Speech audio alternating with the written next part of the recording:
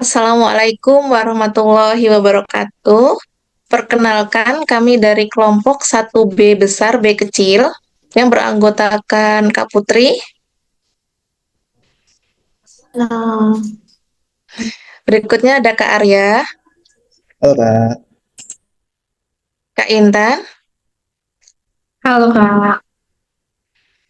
dan Kak Dini, Halo Kak. dan saya sendiri, saya Retno. Jadi tema podcast kita kali ini adalah kita akan membahas tentang good praktek versus bad praktek dalam mewujudkan smart governance. Oke, apa sih smart governance itu, teman-teman? Smart governance itu adalah pemerintahan yang transparan, akuntabel, inovatif, dan responsif mengenai kebutuhan publik. Tetapi dalam prakteknya, kita masih menemukan dua sisi yang mana ada yang sudah luar biasa dan harus kita tiru, namun kita masih menemui beberapa praktek penyimpangan yang merugikan masyarakat sehingga kita harus menghindari. Oke, saya di sini punya 4 narasumber yang akan berbagi pengalaman dan perspektifnya. Nanti dua narasumber saya akan membahas tentang good praktek dan dua narasumber yang lainnya akan membahas tentang bad practice.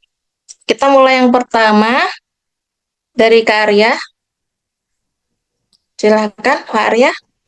baik Kak Retno, terima kasih. Jadi saya akan memaparkan terkait salah satu contoh good praktek yaitu adanya wali data di BP2SDM, di mana wali data ini merupakan unsur atau unit kerja yang bertanggung jawab untuk mengkoordinasikan, mengumpulkan, memeriksa dan memastikan kualitas data di suatu instansi pemerintah.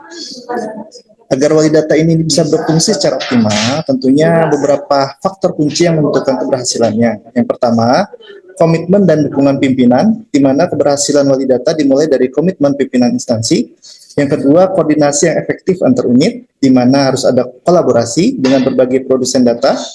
Yang ketiga, kapasitas dan kompetensi SDM, di mana petugas wali data harus memiliki kemampuan teknis di bidang manajemen data, validasi, dan analisis. Yang keempat, penerapan standar data dan metadata. Kemudian yang kelima, pemanfaatan teknologi informasi. Yang keenam, konsistensi dan disiplin. Yang ketujuh, kolaborasi lintas instansi. Kemudian untuk memperluas good practice ini ke instansi lain, yang pertama, membangun komunikasi dan sosialisasi internal. Yang kedua, menciptakan role model dan good practice. Yang ketiga, menyusun standar operasional prosedur bersama. Kemudian membangun kolaborasi dan pendampingan antar unit. Lalu pemanfaatan teknologi dan sistem terintegrasi. Penerapan manajemen ASN dan smart ASN dalam wali data ini menghasilkan sistem pengolahan data yang akurat, transparan, dan berbasis bukti. Sinergi keduanya mewujudkan birokrasi yang modern, kolaboratif, dan adaptif terhadap teknologi, serta memperkuat terwujudnya smart governance di instansi pemerintah. Itu Kak. Oke, keren ya, sangat keren ya digitalisasinya nih Kak ya. Betul Kak. Oke nih, kalau Kak Putri, ada nggak sih temu atau pengalaman gitu mengenai tentang good praktek yang pernah kakak temui? Kakak mungkin bisa menjelaskan kepada kita? Baik, makasih Karno. Jadi kan saya tuh orang Jogja. Nah, di Jogja tuh ada namanya aplikasi Jogja Smart Service. Nah, di mana aplikasi ini tuh bukan hanya sekedar aplikasi, tapi dia tuh super app layanan publik yang mengintegrasikan hampir seluruh kebutuhan warga Yogyakarta. Nah, JSS ini tuh hanya dengan berintegrasi dengan NIK, warga tuh bisa mengurus berbagai hal secara mandiri, seperti pendaftaran di rumah sakit, terus pengajuan layanan, habis itu membayar pajak, atau mau ngecek CCTV di daerah Jogja juga bisa. Nah, wujud kunci keberhasilan dari JSS ini tuh sendiri karena yang pertama itu inovasi yang berdampak, di mana JSS ini tuh nggak hanya tentang administrasi, tapi dia tuh menciptakan layanan yang betul-betul menyentuh ekonomi warga seperti layanan nglarisi untuk memfasilitasi penjualan produk UMKM lokal. Yang kedua itu ada prinsip satu data dan integrasi, di mana JSS ini pemerintah Kota Yogyakarta itu bisa mengintegrasikan berbagai layanan dalam satu aplikasi. Nah, cara memperluas praktik CSS ini kita tuh bisa melalui modifikasi dan kolaborasi di mana CSS ini tuh menyediakan udah ada template atau model yang bisa menunjukkan bahwa integrasi layanan publik dalam satu aplikasi itu bisa diterapkan di daerah lain sambil menyesuaikan fitur-fiturnya sesuai dengan kebutuhan spesifik mereka. Dan yang kedua tuh adanya kolaboratif dengan berbagai pihak seperti pengembang teknologi, warga, atau pihak-pihak lainnya. Intinya CSS ini tuh mengajarkan kita kalau smart governance itu tentang menggunakan teknologi untuk menjembatani jarak antara pemerintah dan publik, menciptakan pelayanan yang tidak hanya canggih, tetapi juga berdampak positif dan nyata bagi kehidupan sehari-hari. Ya, berarti JSS ini contoh cemerlang ya dari penerapan digitalisasi dalam pemerintahan. Gitu ya, Putri ya? Ya, betul, Kak. Oke. Kalau Kak Intan, pengalaman Kak Intan sendiri bagaimana nih? Mungkin ketemu di instansinya atau pernah baca di media tentang bad praktek yang menurut Kakak bisa nih kita bahas sekarang. Baik, Kak Intan saya persilakan. Baik, Kak Retno. Jadi mungkin salah satu contoh yang mungkin masih banyak terjadi ya, yaitu manipulasi absensi gitu ya. Jadi meskipun saat ini absensi sudah tidak lagi manual dan menggunakan aplikasi digital ataupun sistem yang sebenarnya itu bagian dari upaya digitalisasi birokrasi gitu. Niatnya bagus untuk transparansi dan efisiensi.